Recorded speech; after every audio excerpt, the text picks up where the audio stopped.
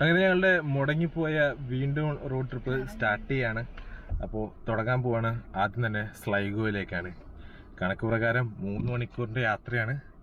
നമ്മൾ ആഡ്ലിക്കുട്ടീനൊക്കെ വെച്ചിട്ടുള്ള യാത്ര ചെയ്തുകൊണ്ട് ഇടയിലിടയിൽ സ്റ്റോപ്പൊക്കെ ഇട്ടിട്ട് മെല്ലെ പോകുന്നതാണ്.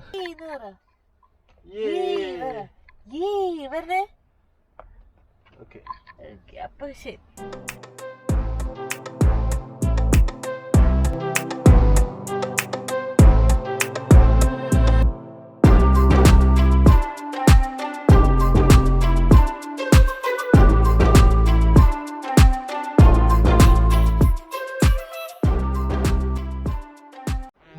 റോഡ് ട്രിപ്പിൻ്റെ ആദ്യത്തെ ഡെസ്റ്റിനേഷൻ സ്ലൈഗോയിലത്തെ ഗ്ലെൻകാർ വാട്ടർഫാളിൻ്റെ അവിടെയാണ് ഞങ്ങൾ എത്തിയിട്ടുള്ളത്.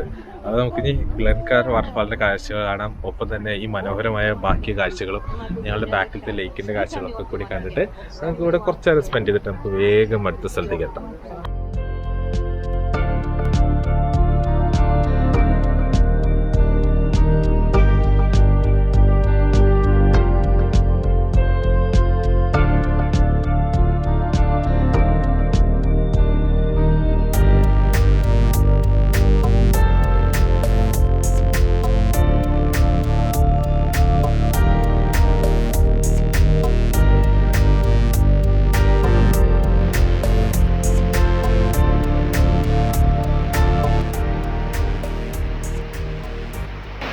ഞങ്ങൾ വാട്ടർഫാളിൻ്റെ അടുത്തെത്തി. ബേബിക്ക് പ്രാമെന്നൊക്കെ നീറ്റ് ഒക്കെ കയറിയിരിക്കുന്ന കാഴ്ചകൾ കാണാൻ വേണ്ടിയിട്ട്.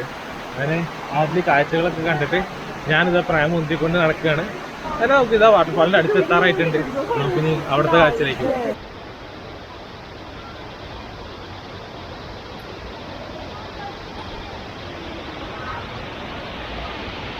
പോകാം. വാട്ടർഫാളിൻ്റെ അവിടെ എത്തിയിട്ടുണ്ട്. ഇതാണ് ഗ്ലെൻകാർ വാട്ടർഫാളിൻ്റെ കാഴ്ചകൾ. നമുക്ക് കൂടുതൽ മനോഹരമായിട്ട് അതിൻ്റെ അടുത്ത് പോയിട്ട് കാണാം. അപ്പോൾ നമുക്ക് അങ്ങോട്ട് പോകും.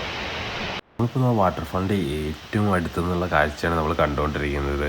ഇത് ഇവിടുത്തെ സമ്മർ സീസണാണ്, എന്നാൽ കൂടി അത്യാവശ്യം നല്ല രീതിയിൽ ഫോഴ്സിൽ വെള്ളം വരുന്നുണ്ട്. അപ്പോൾ നമുക്ക് നമ്മളുടെ ഗ്ലെൻകാർ വാട്ടർഫാളിൻ്റെ കാഴ്ചകൾ ഇവിടെ നിന്ന് കണ്ട് ഇതിനോടൊപ്പം തന്നെയുള്ള ചെറിയൊരു ഹൈക്ക് ഉണ്ട്. ആ ഹൈക്കും കൂടി നടത്തി നമുക്ക് ഇവിടെ നിന്ന് അടുത്ത സ്ഥലത്തേക്ക് യാത്രയാവാം.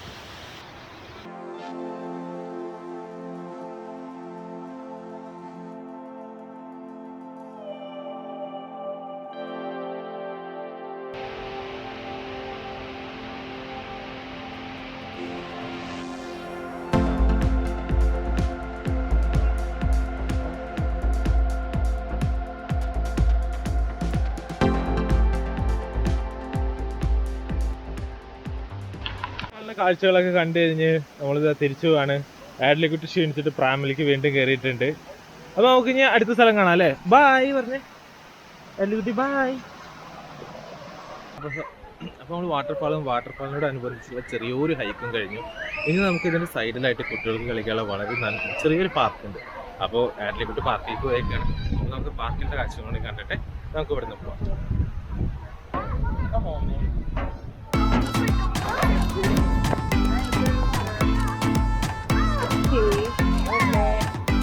Go.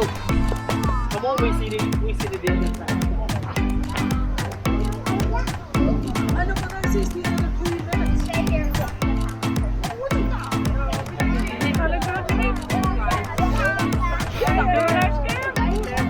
Adeline? Adeline? Yeah.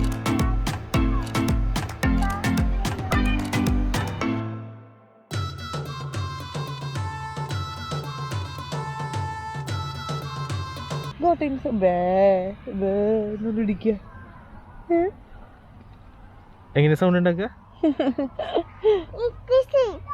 It's sheep, Dada.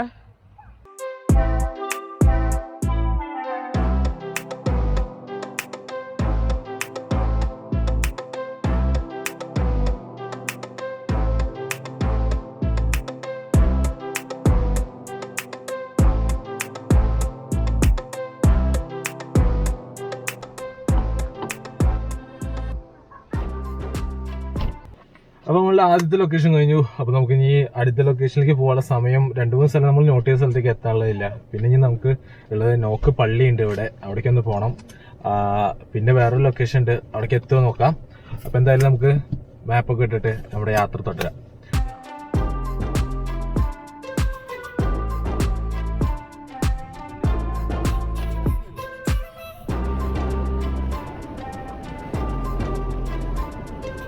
അങ്ങനെ ഇതാ നമ്മൾ നോക്ക് പള്ളിയുടെ അവിടെ എത്തിച്ചേർന്നിരിക്കുന്നു. ഈ കാണുന്നതാണ് നമ്മളുടെ പ്രശസ്തമായ നോക്ക് പള്ളി.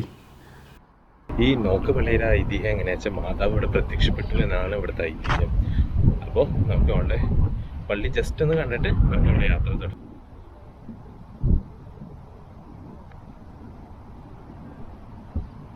ഇതാണ് ഇവിടുത്തെ മെയിൻ പള്ളി വരുന്നത്.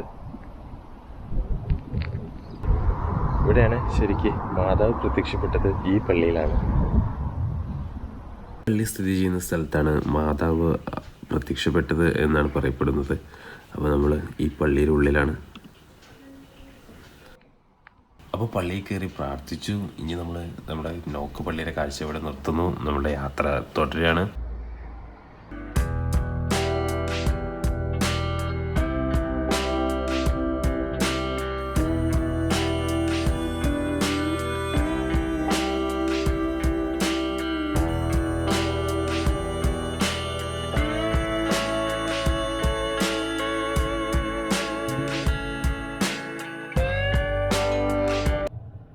അങ്ങനെ മെക്വില്യം പാർക്ക് ഹോട്ടലിൽ നമ്മൾ എത്തിയിരിക്കുകയാണ്. നമ്മളുടെ ഇന്നത്തെ സ്റ്റേ ഇവിടെയാണ്. അപ്പോൾ നമുക്ക് ഇനി നമ്മളുടെ ചെക്കിനും കാര്യങ്ങളൊക്കെ ചെയ്തിട്ട് നമുക്ക് വരാം. അങ്ങനെ നമ്മളിതാ നമ്മളുടെ റൂമിലെത്തി.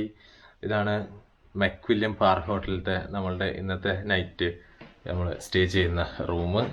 അത്യാവശ്യം നല്ല തരക്കേടില്ലാത്ത വിശാലമായ റൂം, നല്ല ഭംഗിയിൽ ഒതുക്കി വെച്ചിട്ടുണ്ട്.